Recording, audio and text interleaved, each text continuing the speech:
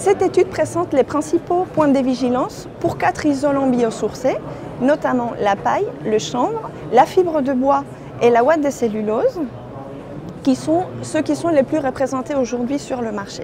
Les matériaux biosourcés en fait regroupent des matériaux qui ont des caractéristiques très différentes, mais qui présentent essentiellement 2 facteurs de risque communs. Le premier, ça va être vis-à-vis de l'humidité, le deuxième, ça va être vis-à-vis du risque incendie.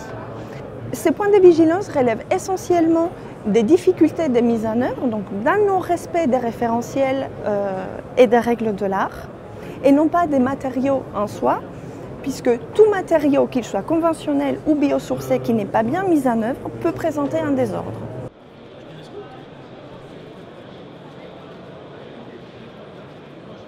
On a constaté d'une manière générale que c'est la protection des matériaux pendant le transport, le stockage et la mise en œuvre qui peuvent présenter problème.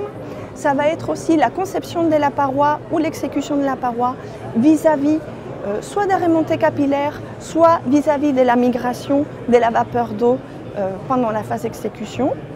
Ça va être aussi des problématiques pour l'incendie de feux couvents, par exemple, du fait de la proximité entre les points chauds et l'isolant. On rencontre aussi des problèmes d'ordre organisationnel, c'est-à-dire la mise en œuvre de ces matériaux biosourcés qui peuvent être en phase humide pendant des périodes qui sont elles-mêmes humides et qui demandent en fait soit une ventilation provisoire permettant dessécher les supports, soit un choix dans le planning vis-à-vis de l'application de ces matériaux. Ces points de vigilance et bonnes pratiques concernent toutes les phases du bâtiment, de la conception à la phase d'exploitation. Et d'autre part, je vous invite aussi à consulter la publication semestrielle de la C2P, la commission prévention produits mis en œuvre, où vous pourrez constater que certains de ces matériaux biosourcés font aujourd'hui partie de la technique courante.